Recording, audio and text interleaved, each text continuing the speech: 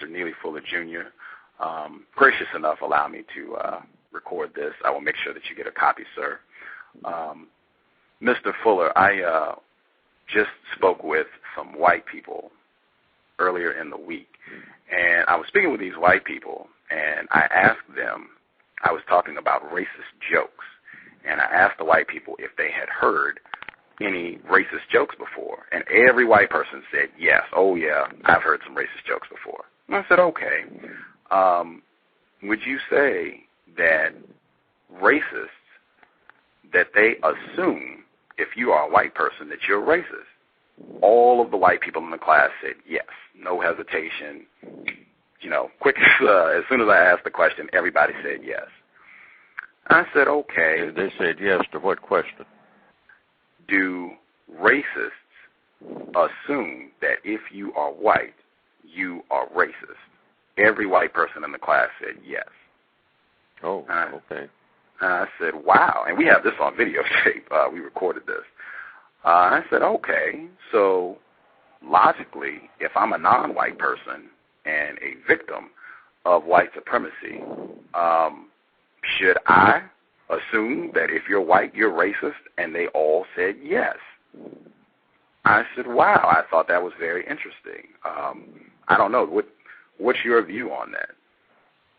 Well, the codified position is it's best for the victim to use the term racist suspect based on if the person is able to be one. You suspect that the person most likely is one because of the overriding system of white supremacy itself. It's the most pervasive system on the planet.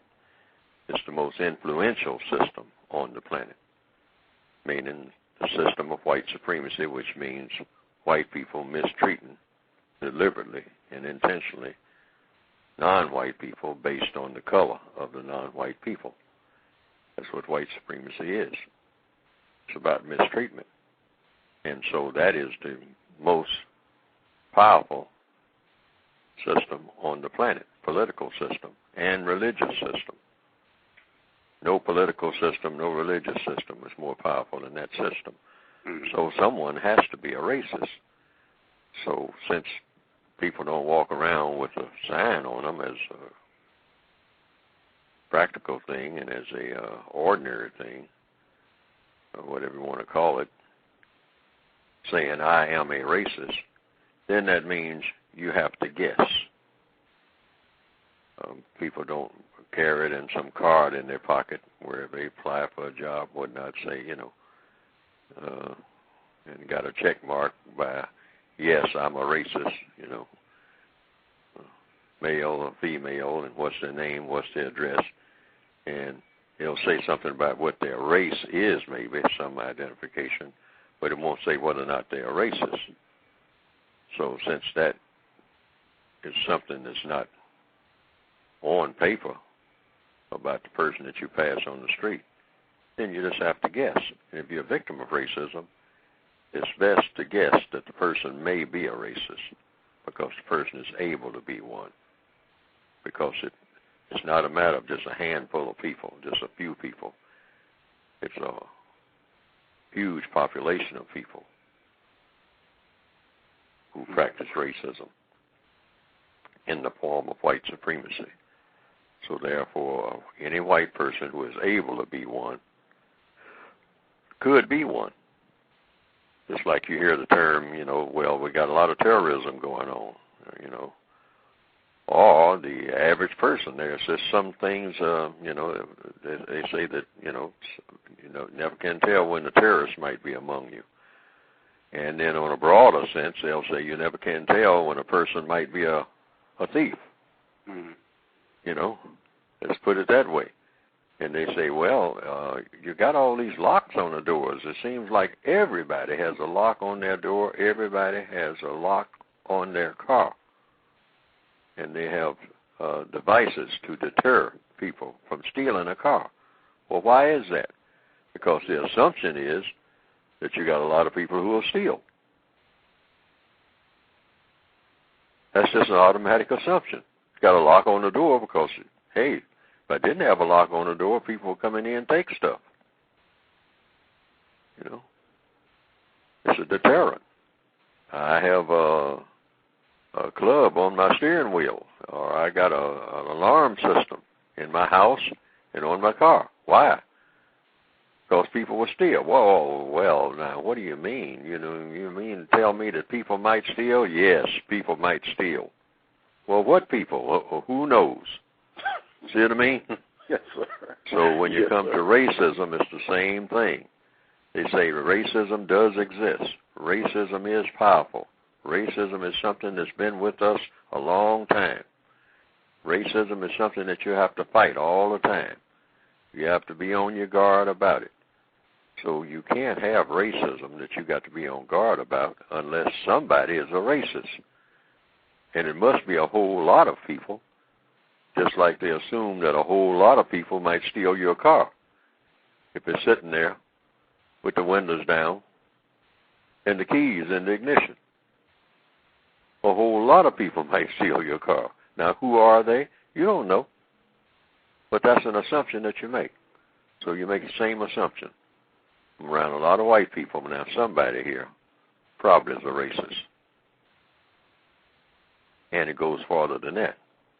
Whoever in here, if it's just 10 people in the room, one person is non-white, the other 9 are white. And it might be just one white person in there who is a racist. According to counter-racist logic, that's the most powerful person in that room. Why is that? Because they have a whole army behind them to back up what they do and say. That's what makes them powerful. As an individual person, no. But they have a connection with an army. A white person is a racist. They got a lot of people that they can depend on to back up their racism. And these people are also racist. The most powerful army in the world. The army of white supremacists. That's the name of it.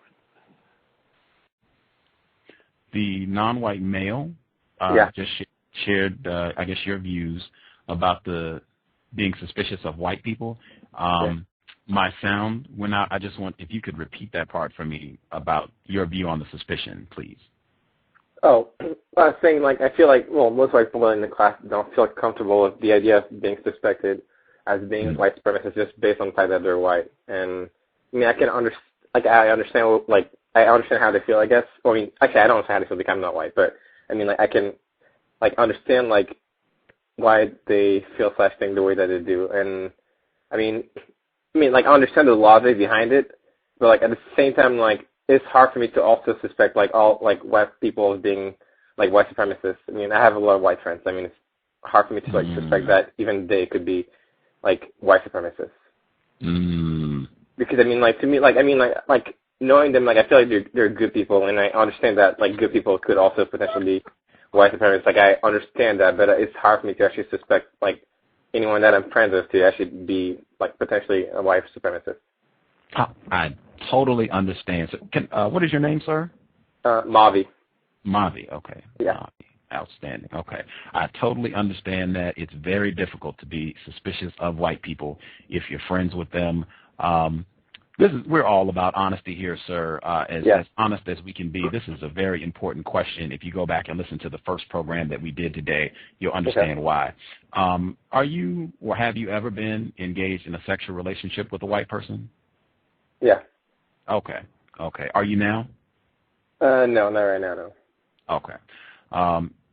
When you have sexual relationships with white people, when you have, a lot of close contact with white people, it becomes extremely difficult to be suspicious of them.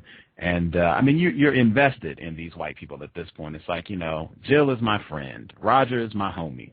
Spencer, that's my man. He's not a racist. We go to the ball game. We hang out, met his parents. I mean, no way, man. No way. You're talking crazy.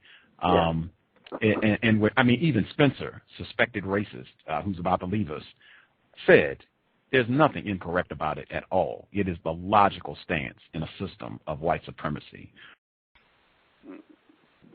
Mr. Fuller, when I have spoken with different non-white people, victims of racism, white supremacy, I have suggested that non-white people, they are suspicious of any white person who is able to practice racism as a minimum. And they have said that that's really hard. I tell non-white people, 4 things that non-white people can do that would, I think, be extremely constructive in combating racism, white supremacy. Not mistreating other non-white people, not engaging in sexual intercourse with white people. Not mistreating anyone. Yes, sir. That's where we're supposed to be going. Yes, sir. Not engaging in sexual intercourse with white people as long as the system of white supremacy exists. Really making an effort to refine and become very precise with the use of words when you discuss racism, white supremacy, and being suspicious of any white person who's able to be a racist white supremacist. And they will say, out of those 4, the most difficult thing is to be suspicious of white people. And I've even had white people, admitted racists, come in and say, yes, you should be suspicious of any white person. Yes, that would be constructive. Non-white people worldwide should be suspicious of white people.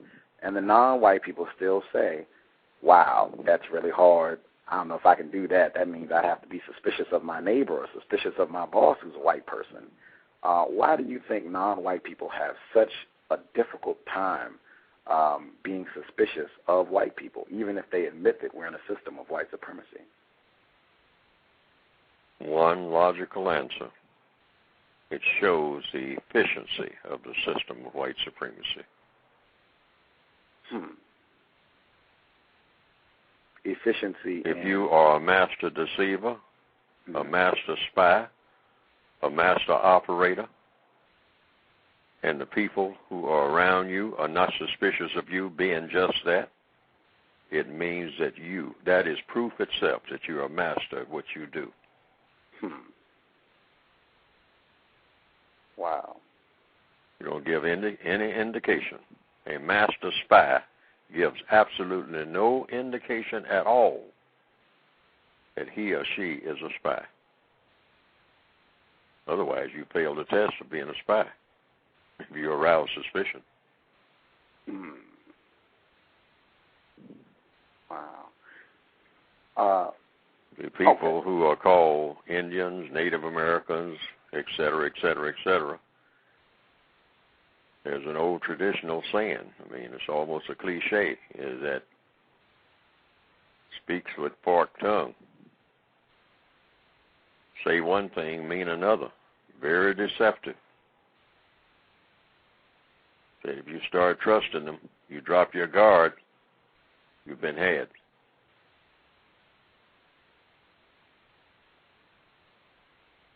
You're talking about white people. That's an old Indian saying, forked tongue. Very, very shrewd. They'll confuse you. Say one thing, mean another. Make your head hurt.